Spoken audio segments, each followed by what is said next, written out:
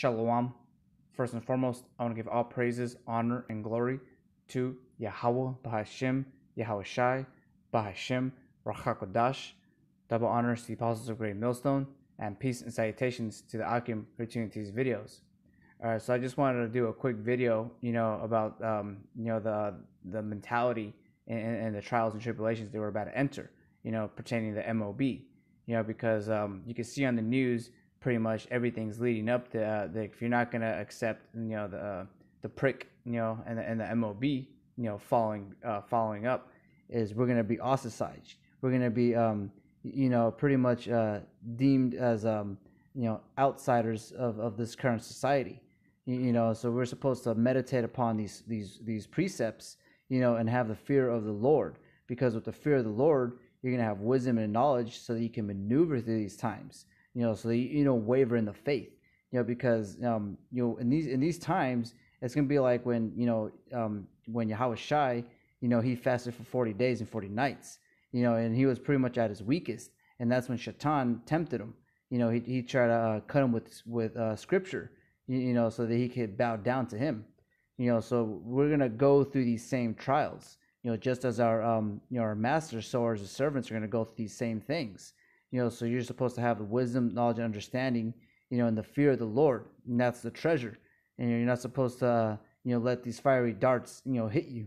This is the whole training, process, so that you know how to use your whole armor of Yahweh Shai, the spirit, faith, and all those things. So I want to start this off with Ecclesiasticus, also known as Sirach, chapter 12, and I'm just going to start at verse 10. Says, "Never trust thine enemy, for like as iron rusteth, so is his wickedness."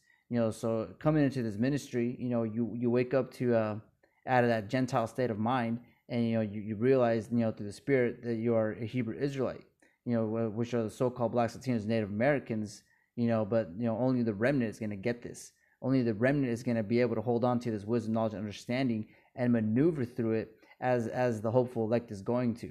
The movie's pretty much already written. It has to play out right now. So knowing this precept in verse 10, we have an enemy, the devil, and he's got a short time, and he knows that, and that's why he's going to come down with the sword, with all his witchcrafts and deceivableness, if so that he would try to deceive the very elect. But we know that whoever it is that's going to be delivered, there's not going to be an empty seat on that chariot that says this was supposed to be for the last of the elect, but he didn't make it. No, it's not going to play out like that. Who's going to make it is going to make it, and they're going to show these characteristics. One of the characteristics ultimately is knowing that we got an enemy, a person that's pretty much putting stumbling blocks upon us, that he's going to try to coax us into getting that MOB, so that we get that final judgment that Yahweh Shai is going to bring with those thermonuclear missiles. But the hopeful elect, that's one of the things that they're going to show. They're going to have that characteristic of denying the MOB. A lot of people are going to deny the MOB. Don't get me wrong. But the hopeful elect, they're going to show all these other characteristics. The fear of the Lord, and pretty much not fearing death. We're going to stare death in the face, so to speak. All right, so I'm going to continue on verse 11. It says, "Though he humble himself and go crouching, yet take good heed and beware of him, and thou shalt be unto him as if thou had wiped a looking glass, and thou shalt know that his rust hath not been altogether wiped away."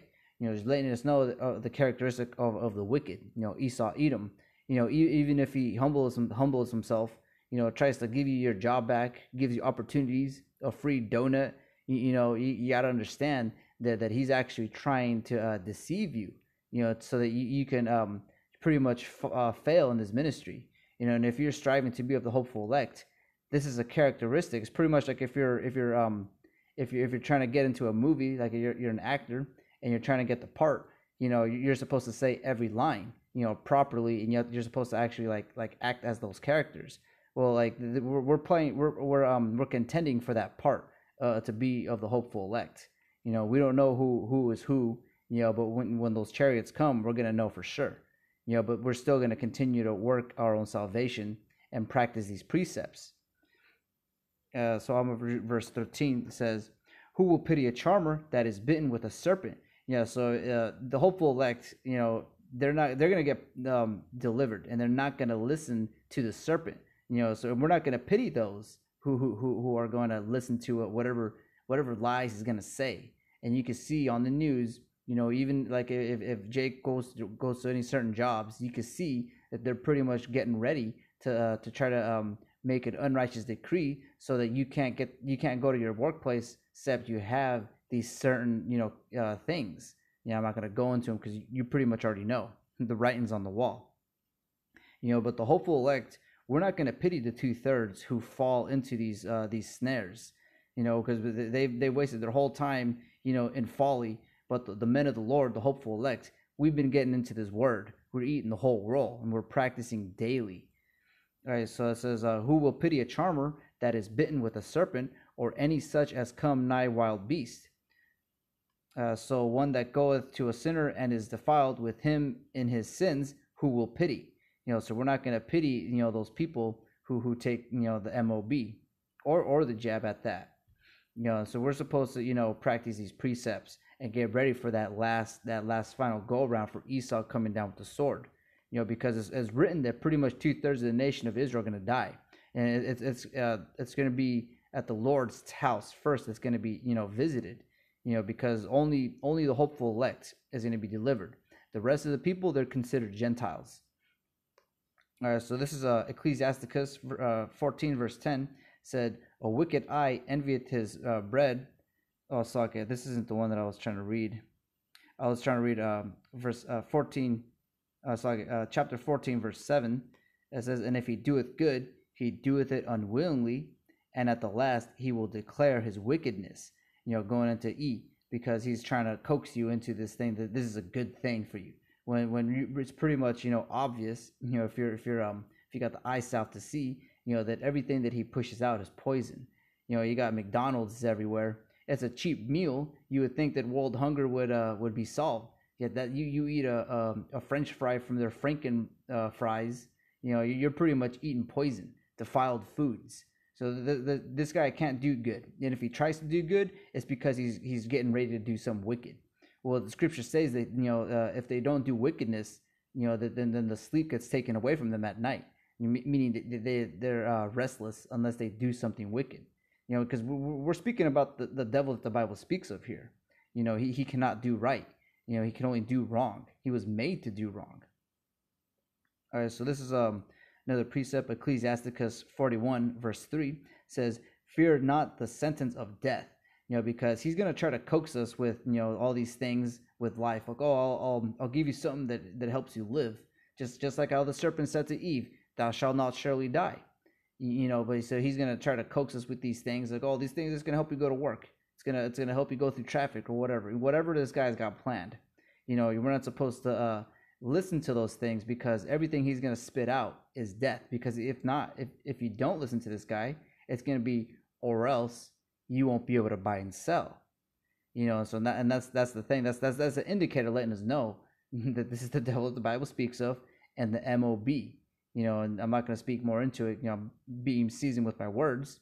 But we're not supposed to fear, the death things, the deadly things, the death threats that this devil is about to come out with. Even like if he's trying to give us a free donut, it's pretty much just trying to kill you. We're not even supposed to fear that.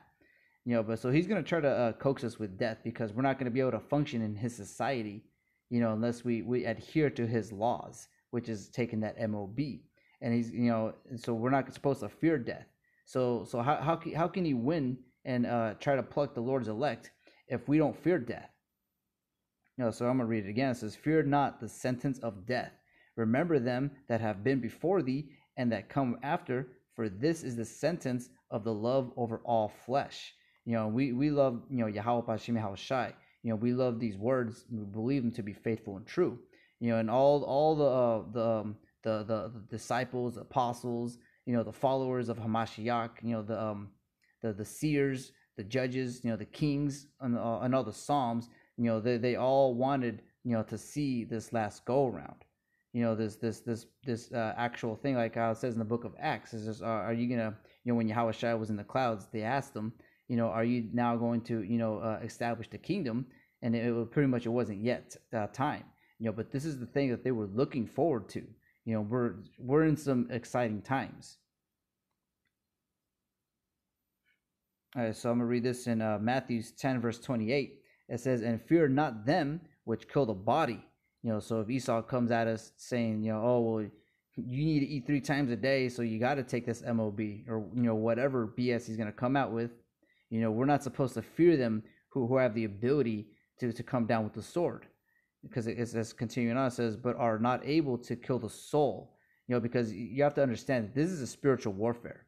That's why he's not coming at us with what, so to speak, like well, I'll say like this. That's why you don't see the hopeful elect falling into sinful acts, because he to an extent, Esau knows that this is a spiritual warfare, and that's why he's poisoning the communities of the Hebrew Israelites with the music, like the movies, everything, especially what's going on right now with the parades. So he basically wants us to look bad in the sight of Yahweh Hashem Shai through sin. But we're ultimately, we're cleansing ourselves. We're seeking our own salvation, and we're denying everything this guy has to offer, because everything he has to offer leads to death. But it says, so I'm gonna continue from here. It says, "But are not able to kill the soul, but rather fear him which is able to destroy both soul and body in hell." And that's pretty much saying, we're only supposed to fear Yahweh Hashem Shai. We're not supposed to adhere to what men say. We'd rather obey the Lord as opposed to men. Roughly paraphrasing the precepts. Because this guy, he can only do so much. Like if he kills us, if he gets so angry that we keep denying his MOB and pulls out a sword, so be it. Because we're gonna be praising Yahweh Hashem Shai, through everything. Even if he got us in the FEMA camps, in perilous scenarios, we're always gonna praise Yahweh Hashem Shai. We're gonna strive unto death. I'm gonna read this right here. Ecclesiasticus 4 verse 28 says, "Strive for the truth unto death." So you pretty much, you got to be on that tightrope. Your objective is to get on the tightrope and get to the other point. And you can't get to the other point if you have doubt. Oh, what if I fall? What if the wind pushes me or whatever? We're striving to get to point A to point B. Striving for the truth unto death, and the Lord shall fight for thee. And then, so it's gonna be, some of us are gonna be martyrs. But some of us aren't gonna see death. Like it says right here, it says Matthew 16 verse 28, it says, "Verily I say unto you, there be some standing here," that this is talking about reincarnation.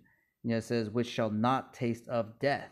Because when Yahushua spoke this, those people lived their full lives and passed away. But it's speaking about the spirits of those people who continue in this ministry. They're not going to see death in Jacob's trouble. But then, like I said, there are going to be martyrs. But then the people who are going to be facing Esau, he's not going to be able to touch the elect like that. He's only going to be able to harm some of them. But then, like the precept before, we're not supposed to fear the guy who can kill your body, because we fear Yahweh Hashem Shai. Through the spirit, like how the apostles say, like Esau could probably cut your head off, and then you're gifted the spiritual body, and you go right back and enslave his whole line. So, and that's the power that we worship. And these are the precepts that we have in our mind. We're cleansing our mind. Like you'd say, it's with repetition, we're brainwashing ourselves so that we don't fear death. Because through all these precepts of the scriptures, from the first page to the last, it allows you to not fear death, because ultimately is we fear Yahweh Hashem Shai. And wisdom and knowledge, understanding come with that. And you can't die when Yahweh Shai is on your side. And so I'm going to read this again. It says, "Verily I say unto you, there be some standing here which shall not taste of death till they see the Son of Man coming in his kingdom." So we're going to come into these times, because he's going to come down with the sword, and he's going to tempt us.